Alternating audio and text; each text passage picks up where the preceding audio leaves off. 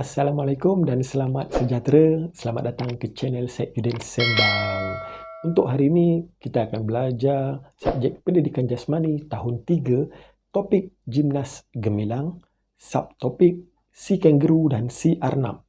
Kenapa dalam PJ ada tajuk kanguru dan arnab? Kita nak belajar buat karangan ke? Sebenarnya apa yang kita nak belajar adalah pergerakan.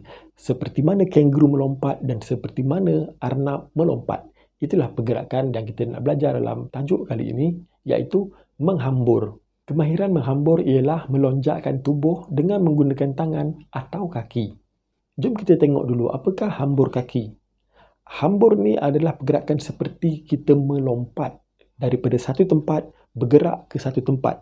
Tetapi pergerakan ini perlu menggunakan daya daripada kaki untuk melompat ataupun bergerak ataupun melonjak ke satu tempat. Kita tidak bergerak ataupun melompat pada satu tempat, tapi kita bergerak ke depan. Menghambur kaki yang pertama adalah menghambur daripada pergerakan tempat tinggi ke tempat rendah.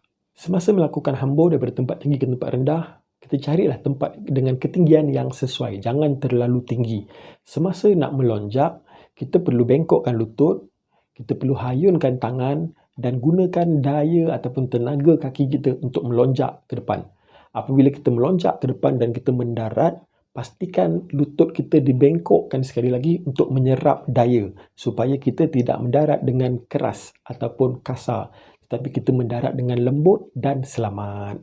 Yang kedua, hambur kaki daripada aras rendah ke aras tinggi. Daripada tempat rendah, kita nak melompat ke tempat tinggi.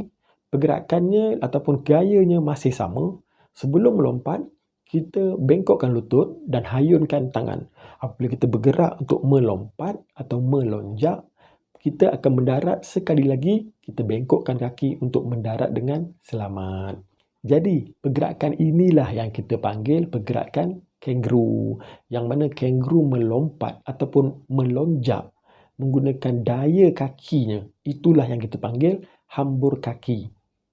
Yang kedua, kita akan belajar hambur tangan. Hambur tangan boleh dibuat dengan dua cara. Cara yang pertama adalah kita menggunakan permukaan yang agak tinggi. Cari permukaan yang sama dan sesuai dengan ketinggian kita. Jangan terlampau tinggi dan jangan terlampau rendah. Contoh untuk melakukan hambur tangan ini adalah tangan akan menjadi kita punya tempat untuk menahan pergerakan kita. Tubuh badan kita akan bertahan menggunakan tangan. Tangan akan menolak badan kita menggunakan daya pada tangan. Pastikan tangan menolak badan kita untuk bergerak ke depan. Dan gaya ini adalah gaya yang digunakan oleh arnab. Sebab itu dia dipanggil gerakan arnab. Pastikan anda menghambur menggunakan kedua-dua tangan supaya pergerakan anda lebih selamat, tangan anda lebih kuat dan badan anda stabil untuk menghambur ke depan. Yang kedua adalah hambur tangan di lantai. Tidak perlukan permukaan yang tinggi, tetapi boleh melakukan di atas lantai. Pergerakan ini perlu menggunakan kaki dan tangan. Pergerakan ini juga adalah seperti pergerakan arnab, yang mana daripada permulaan kita menggunakan daya kaki untuk menolak, melonjakkan badan kita. Dan apabila kita mendarat, kita akan menggunakan tangan untuk mendarat. Dan sekali lagi kita akan bergerak menggunakan kaki dan gunakan tangan untuk mendarat. Pergerakan ini yang dinamakan menghambur. Jadi, boleh tak kita buat aktiviti ni? Sangat mudah sebenarnya. Dan kadang-kadang kita pun dah main ini sewaktu kita kanak-kanak, sewaktu kita kecil. Kita dah main pun lompat-lompat macam ni sebenarnya. Tapi kita kena tahu apa keselamatannya. Yang pertama, pastikan ada orang dewasa yang melihat anda buat. Kalau di sekolah ada cikgu yang boleh tengok anda buat. Kalau di rumah ada ibu bapa. Kalau berlaku kecederaan, ada orang dewasa yang boleh membantu anda. Yang kedua, buat di tempat yang lapang dan sesuai. Kalau di sekolah, kita akan gunakan padang ataupun dewan. Tetapi kalau di rumah, carilah ruang tamu ataupun kawasan yang luas. Jangan buat di dalam bilik ataupun di dapur ataupun dalam kawasan yang sempit. Dan yang ketiga, jangan paksa diri anda sekiranya anda sakit atau tidak boleh buat.